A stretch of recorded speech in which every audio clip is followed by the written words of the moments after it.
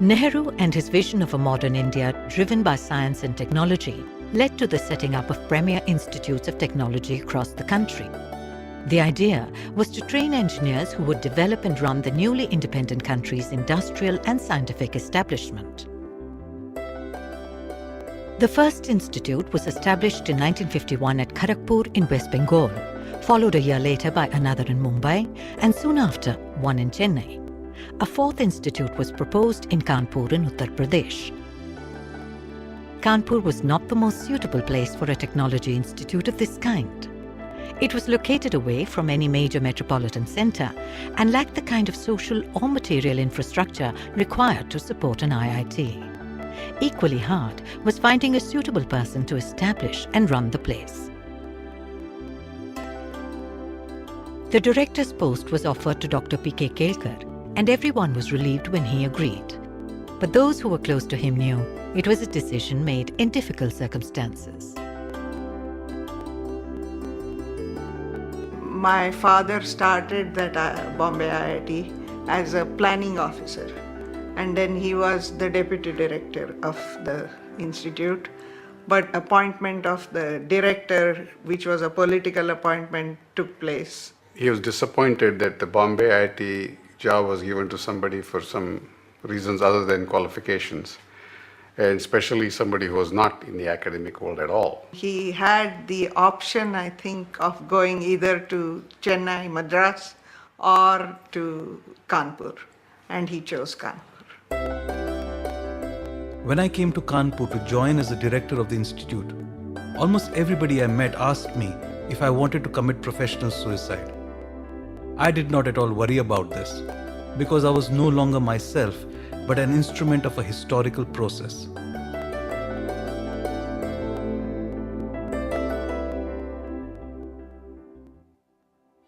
In 1959, IIT Kanpur commenced classes in rented space at the Harcourt Butler Technological Institute in Kanpur city, with 100 students and a small faculty drawn primarily from local colleges.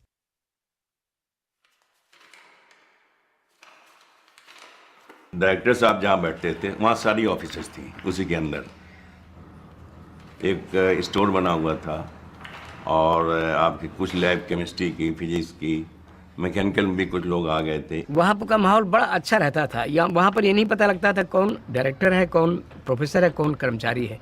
सब लोग इतना एक दूसरे को चाहते थे, इतना coordination अच्छा था कि वो लोग बड़ा प्यार देते थे हम लोग। हालांकि हम लोग वहाँ के लोएस्ट कर्मचारी थे। We had hostel was in Textile Institute, borrowed hostel, which could house about like 70 some people. There were some day scholars from Kanpur. They were coming as day scholars. We didn't even have a bus. Everybody huddled into a truck, like the little blue truck, and we all like 50, 60 would pack, and we would be driven to HBTI campus.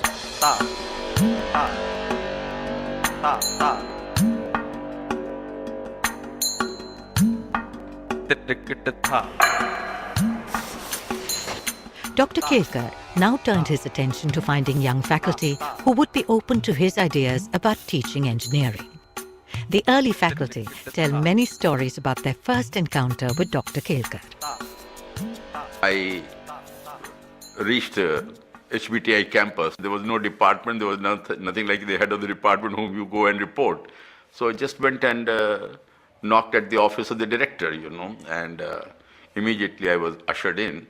And when I walked into it, the first thing which I observed, most strikingly, that the director got up from his seat.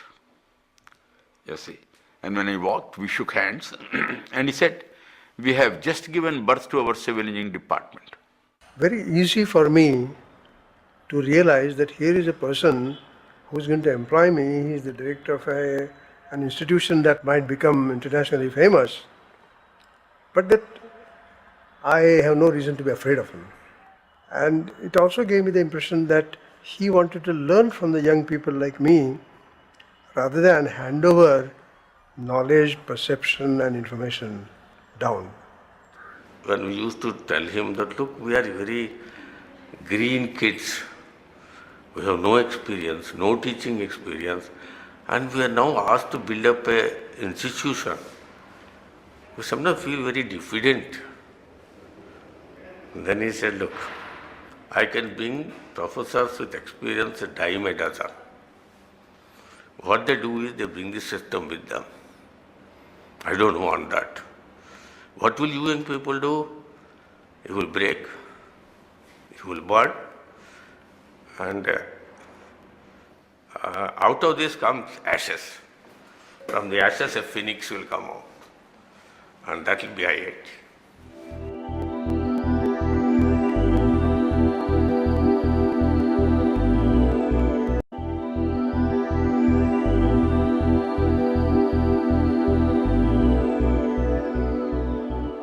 In 1960, the government of Uttar Pradesh made available 1,200 acres of land for a new campus. The land was located 16 kilometers west of Kanpur near Kalyanpur, off the historical Grand Trunk Road. Most of the land had been acquired from Nankari village, a small farming community, no different from thousands of others across India's heartland.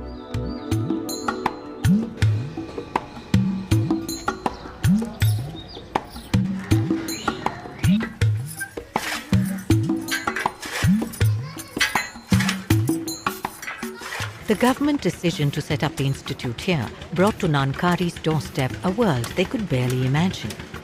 But it also brought them face to face with an uncertain future. लोग सब अवाक हो गए थे कि ये पता नहीं क्या हो गया पूरी, क्योंकि सब ज़्यादातर लोग तो खेती पे आधारित थे, तो अचानक अगर खेती उनके हाथ से हट जाए तो वो एकदम आश्रित हो गए कि अब हम करें क्या। तो उन लोगों ने विरोध किया।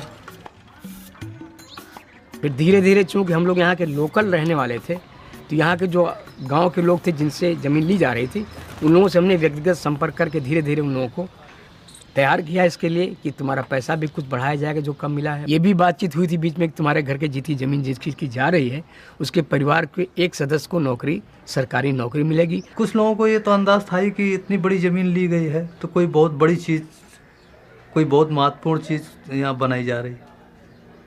उसके बाद जब यहाँ पे अमेरिकन्स आए तो उनको लगा कि नहीं, कोई बहुत ही ज़्यादा महत्वपूर्ण वो है, क्योंकि यहाँ अमेरिकन भी काम कर रहे हैं, तो उनको लगा कि कोई अजूबा बन रहा है।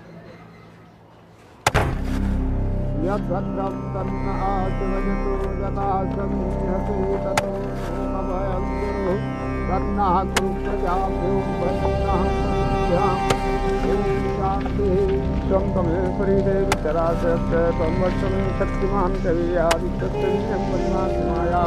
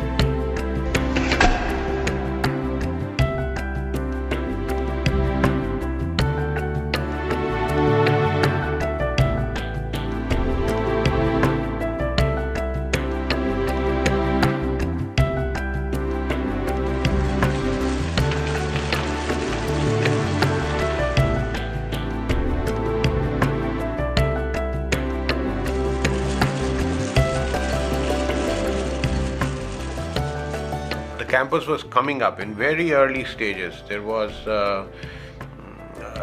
one hostel where we were all staying.